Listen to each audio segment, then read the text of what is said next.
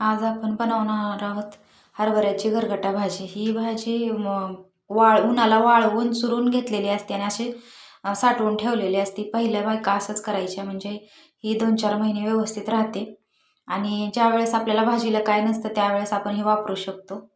आणि ह्या पद्धतीनं अशी खेड्यात केली जाते भाजी. आणि ही भाजी मी घेतली प्लेटमध्ये आणि आपण आता ह्याचा गरगटा बनवणार आहोत. आणि त्याचमध्ये आपल्याला आता शेंगदाण्याचं कूट घालायचे. ही गावाकडल्या पद्धतीनं गरगटा बनवणार आहे मी. आणि ज्वारीचं पीठ घालते, म्हणजे भाजी आळून येते ज्वारीच्या पिठाने. नंतर मीठ घातले, हळद आणि चटणी मी थोडीच घातली, मला ही भाजी जास्त तिखट बनवायची नाही. आणि थोडासा लसूण ठेचून घातलेला आहे, कच्चाच वापरला आहे थोडासा. आणि आता आपण हिरवी मिरची पण वापरू शकतो कुठून, त्याचा पण खूप छान लागतो. आता तेल टाकायचं. मी जास्त तेल वापरलं नाही, थोडंच वापरलं आहे, 1.5 पळी. जिरी मोहरी टाकायची. जिरी मोहरी व्यवस्थित तडतडली की त्यात आपण लसूण टाकणार आहोत, ठेचून घेतलेला.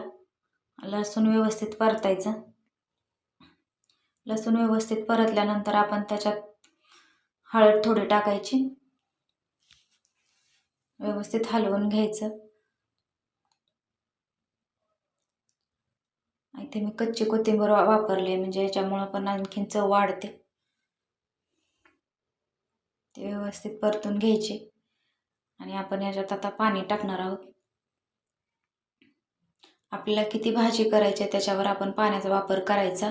जास्त पातळ नको असेल तर पाणी कमी वापरायचं.